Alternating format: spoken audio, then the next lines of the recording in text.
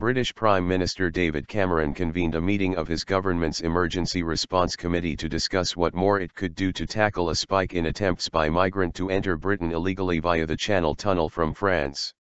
Cameron is under growing pressure to deter migrants, many of whom have travelled from Africa and the Middle East, after repeated disruption to cross-channel passenger and freight traffic, which has become front-page news.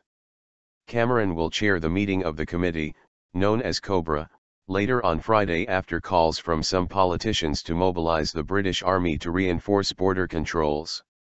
The government has said it is working to erect new security fencing around the French port of Calais, the flashpoint for the crisis.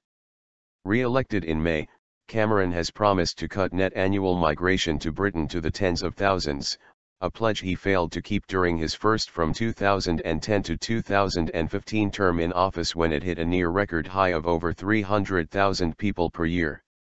The issue is a sensitive one for Cameron as it plays into Britain's debate about Europe ahead of an EU membership referendum which he has promised to hold by the end of 2017 after trying to reshape his country's ties with the bloc. Migrants have long gathered in Calais to try to board lorries and ferries to Britain. But Eurotunnel, the firm that runs freight and passenger shuttles via the Channel Tunnel, says their numbers have now swelled to around 5,000 people from about 600 and that it is struggling to cope. It says the migrants have also become better organized, mounting nightly attempts in large groups to storm the facilities. Eurotunnel has sometimes been forced to suspend its services because of such activity, causing disruption at what is one of the busiest times of the year for British holidaymakers. The situation has caught the imagination of Britain's tabloid newspapers, becoming a political headache for Cameron, who has spent the past week in Southeast Asia on a trade mission while the crisis has flared. He is under pressure to get tough on the migrants from many lawmakers in his ruling Conservative Party who say voters are fed up with what they see as lax border controls. Meanwhile, a senior United Nations official warned that Britain risked a xenophobic response to the migrant crisis in Calais, after Cameron promised to deport more migrants. Demands for the British government to keep out economic migrants are a xenophobic response to the issue of free movement, Peter Sutherland, the UN Secretary-General's envoy on international migration, told the BBC. Facing a very testing situation, Britain will deport more illegal migrants so people know it's not a safe haven, Cameron told reporters in Vietnam. He said Britain and other European nations faced a swarm of people coming across the Mediterranean, seeking a better life.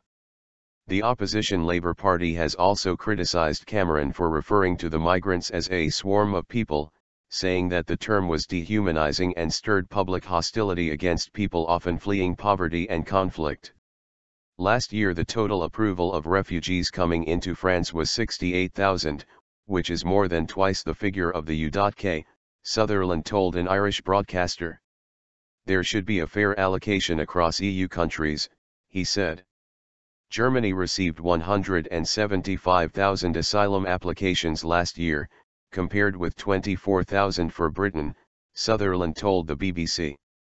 We are talking here about between 5,000 and 10,000 people in Calais who are living in terrible conditions, he said. Opposition politicians and the London-based Refugee Council also criticised Cameron. Acting Labour leader Harriet Harman accused him of using inflammatory language, while Labour leadership candidate Andy Burnham called his comments disgraceful.